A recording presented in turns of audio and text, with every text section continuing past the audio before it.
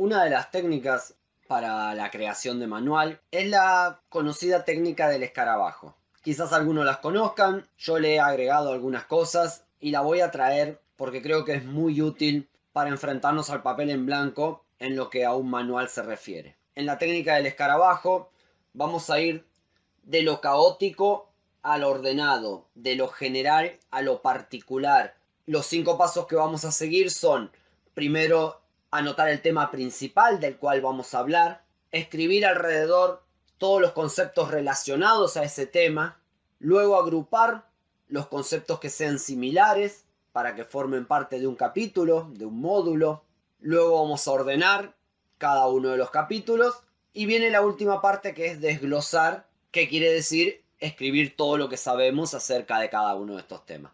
Pero fíjense lo fácil que puede llegar a ser diseñar un manual con esta técnica. Para eso vamos a ir a un programa gratuito que he descargado, que es para crear mapas mentales, que se llama FreeMind, con un tema de mis preferidos, que es la creatividad o el pensamiento creativo. Imaginemos que yo quiero escribir sobre este tema. No me importa mucho el título, sino el tema principal. ¿Cuáles son todas las cosas que yo sé sobre pensamiento creativo o las que se me vienen ahora en este momento a la mente? Existen algunos estilos de pensamiento.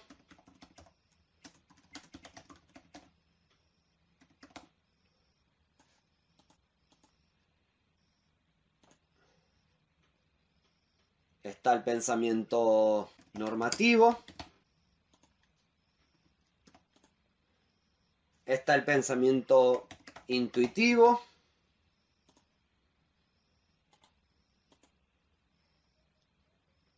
El pensamiento funcional. Y el pensamiento analítico. También puedo escribir sobre las facultades mentales.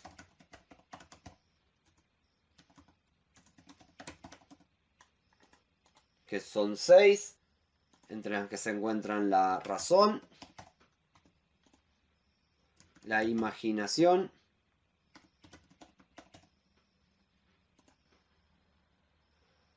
la percepción,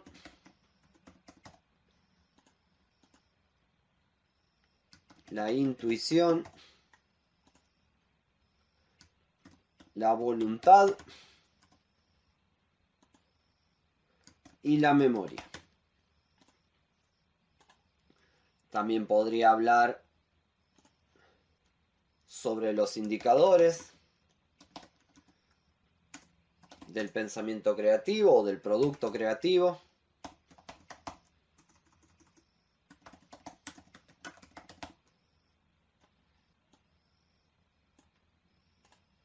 Que también son 6.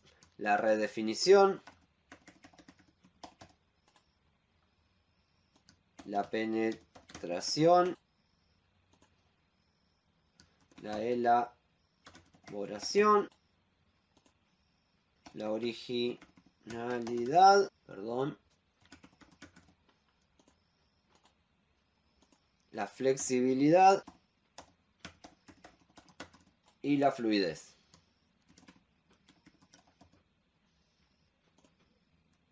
Podría también escribir sobre la personalidad creativa,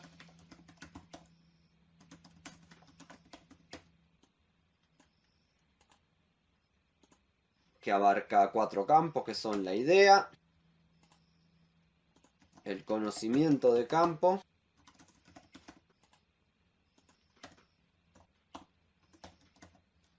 la técnica y la motivación. Bueno, con esto ya más o menos estaría. Ahora el siguiente paso sería agrupar estos módulos en caso de que pudieran hacerse.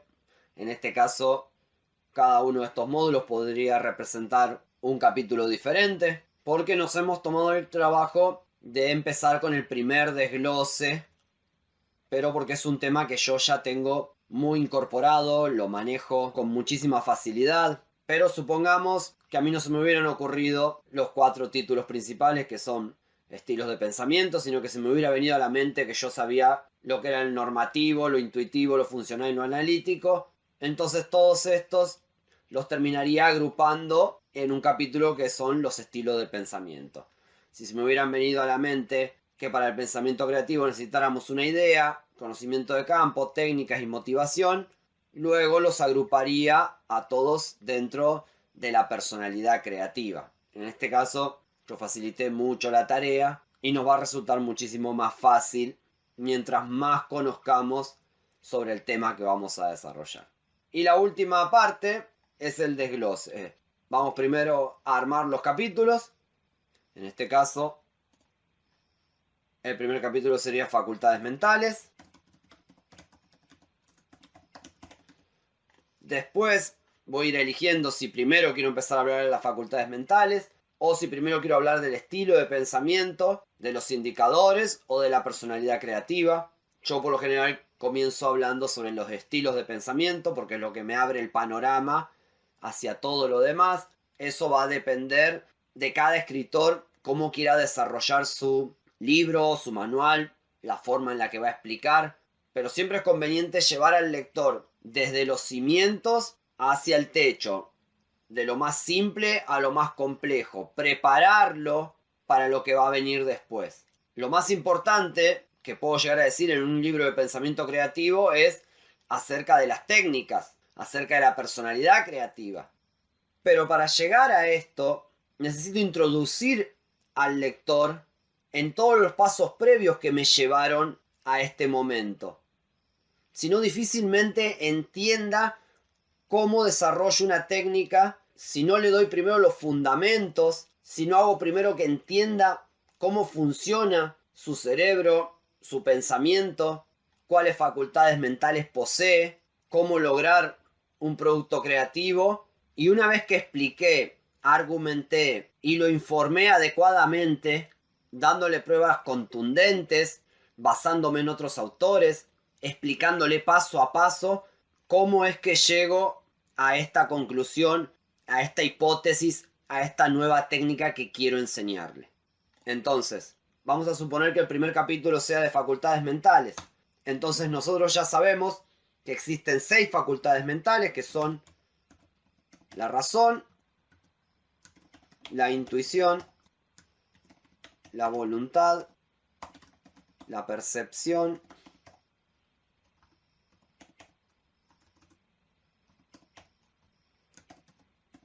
la memoria y la imaginación.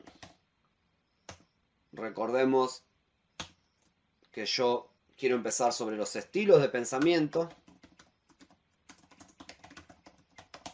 Como este es un título,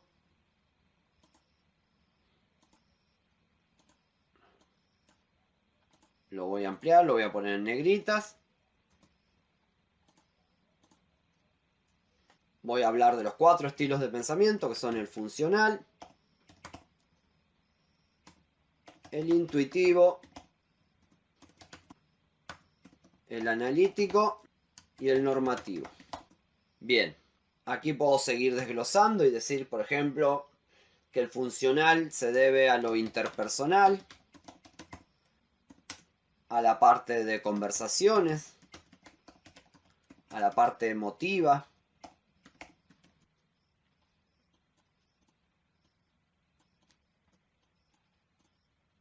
que el estilo intuitivo se debe a la parte creativa, imaginativa, que el pensamiento analítico se basa en la parte lógica y que el normativo es la parte organizacional. Si continúo y voy a la personalidad creativa, teníamos que se sustentaba por 4 ramas, que eran la idea, la técnica, la motivación y el conocimiento de campo. Puedo seguir desglosando y hablar de las técnicas, por ejemplo. Se me ocurre en el Scamper, los 6 sombreros para pensar,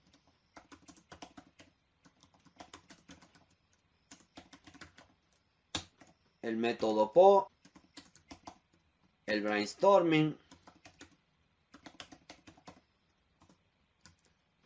el océano azul,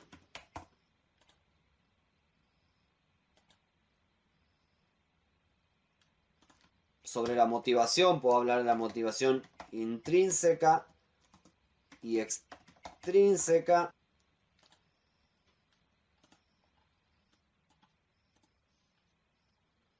Y ahora solamente restaría los nexos, los verbos, las conjugaciones, armar las oraciones, argumentar, explicar, dar ejemplos, todas estas cosas que vamos a ir viendo, tomar las técnicas que nos vayan sirviendo y terminar de armar nuestro manual. Por ejemplo, vamos a la parte motivacional de la personalidad creativa. Podemos empezar hablando de la motivación. La motivación es fundamental para desarrollar nuestra personalidad creativa. Existen dos tipos de motivaciones. La primera es la intrínseca, la motivación que tenemos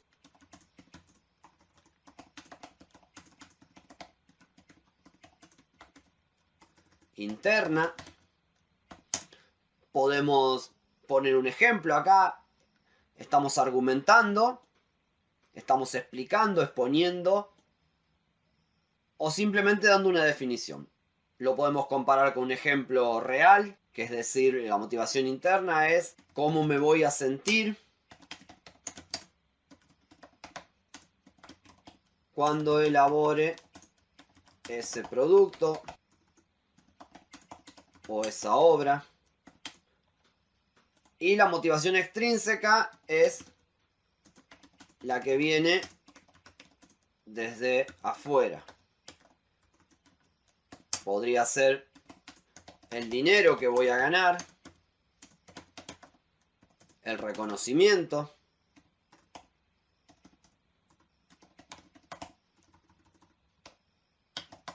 etc. Una vez que tenemos armada la estructura, todo lo demás es simplemente rellenar, simplemente reafirmar nuestras teorías. ¿Cómo?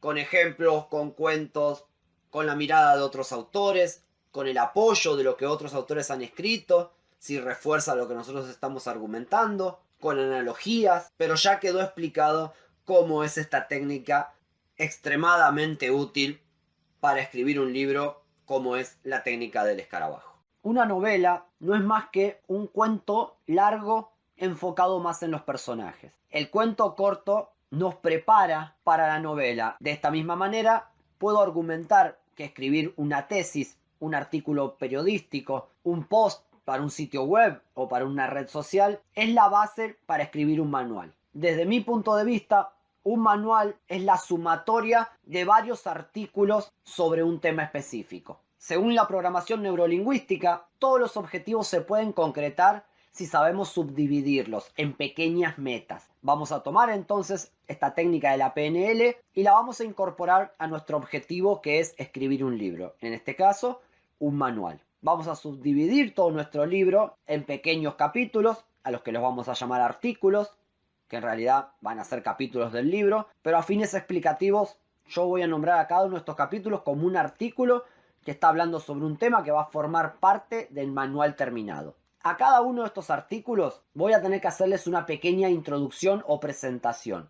Tengo que hablar de lo que voy a decir. Todo artículo debería empezar, o por lo menos la gran mayoría, contándole al lector de qué le voy a hablar y qué es lo que va a aprender en el capítulo que va a leer o en el artículo que va a leer. Es como una especie de preventa donde preparo al lector y lo intereso, lo atrapo en el contenido que va a leer a continuación. Luego desarrollo el contenido y lo refuerzo con imágenes, analogías, descripciones, metáforas. Todos estos refuerzos visuales ayudan a que el lector retenga la información que estamos compartiendo con él. Es mucho más fácil para el cerebro retener una analogía, un cuento o una metáfora que información técnica. También podemos utilizar el apoyo de otros autores validar nuestro argumento o nuestro punto de vista o lo que queremos explicar. Si hubo otro autor que mencionó algo parecido, entonces estamos creando el efecto de mira que esto que te estoy diciendo no solamente lo digo yo, lo dice también otro autor consagrado en su género, otro autor importante, un estudioso, un experto, alguien que ya tiene un prestigio y reconocimiento en la materia sobre el cual yo puedo apoyar mi teoría. Y como cierre, dar un mensaje. Esta última parte tiene que tender a emocionar, a dejarle algo al lector. Si no voy a tender a emocionar porque no es mi estilo, porque no quiero que sea mi estilo, porque quiero ser más técnico, entonces al menos dale una vuelta final, dale una conclusión y utiliza tus mejores frases, un resumen bien conciso y concreto con el mejor de tus argumentos al final. La ventaja que tiene un manual es que cada capítulo, si bien forma parte de una misma idea que estamos englobando dentro de un libro, puede ser un texto totalmente independiente, que tenga una presentación y un cierre. Esto podría o no podría darse de acuerdo a lo que el escritor quiera llegar y cómo quiere ir desarrollando su libro. Sin embargo, tener una estructura en cuanto a cómo vamos a desarrollar cada capítulo nos sirve para mantener un lineamiento que puede ser muy útil tanto para nosotros escribir el libro como para el lector no perderse. El primero de estos puntos, o el punto de partida, podría llegar a ser establecer en cada capítulo una presentación en la cual explique qué es lo que voy a aprender en este capítulo.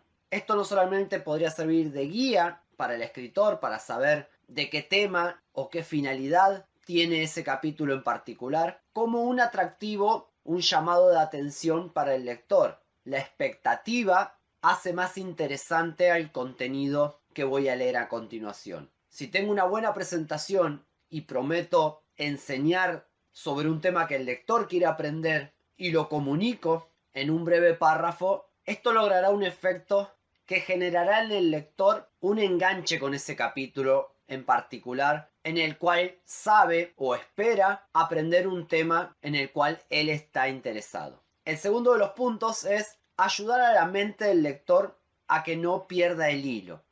Para esto existe una técnica bastante interesante que es dile lo que le vas a decir, dile lo que le estás diciendo.